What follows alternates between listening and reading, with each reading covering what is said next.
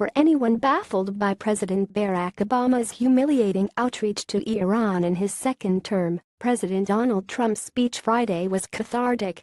He spoke plainly about Iran's rogue regime, which seized power by revolution and forced its people to submit to fanatical rule. The nation's Revolutionary Guard will be designated as supporting terrorism and sanctioned. Trump seeks to assure us that he will never allow Iran to get a nuclear weapon. As I reported last week that he would, Trump stopped short of withdrawal from the Iran nuclear deal. He is not pushing Congress to reimpose the crippling sanctions Obama lifted, which would void the nuclear bargain. Instead, he is urging Congress to rewrite the 2015 law that requires his certification of the deal every 90 days to spell out the terms of a better nuclear accord with Iran and the consequences for Iran if they violate those terms. While Trump said he reserves the right to withdraw from the deal at a later date if his efforts to improve it fail, his decertification amounts to a rebuke, but not a rejection of Obama's signature foreign policy achievement. But like Obama, Trump fails to address the greatest threat the rogue regime poses: its expansion in Syria and Iraq. Senior administration officials who briefed reporters Friday acknowledged that there is no policy for now to begin trying to drive Iran and its proxies out of Syrian territory it has taken over. These officials said a Syria-specific policy was coming, where these issues would be addressed.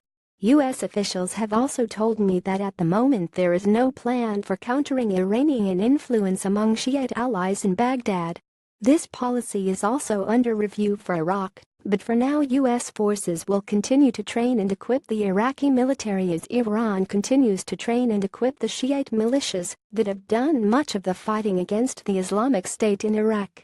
In some ways, Trump's decisions to date have exacerbated Iranian expansion, particularly in Syria. As the Washington Post reported in July, Trump cut off a CIA program to support rebels in Syria who were fighting the regime. U.S. intelligence officials tell me Trump's decision was sudden, and it is still unclear whether another ally will take over the agency's support for the anti-regime rebels. A deal the U.S. helped to broker this summer also contributes to Iranian interference.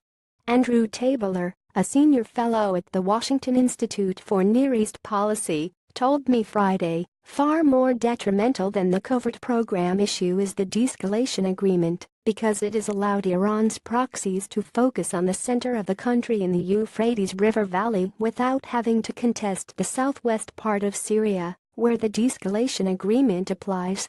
It's possible that a new Syrian policy for the Trump administration will commit more U.S. forces and allies to begin to push back Iranian influence in Syria and Iraq as the war against the Islamic State dies down.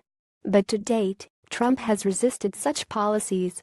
Senior administration officials on Friday told reporters that the strategy for now is to prepare to push back against Iranian expansion in Iraq and Syria over time. But time is not on the side of America and its allies.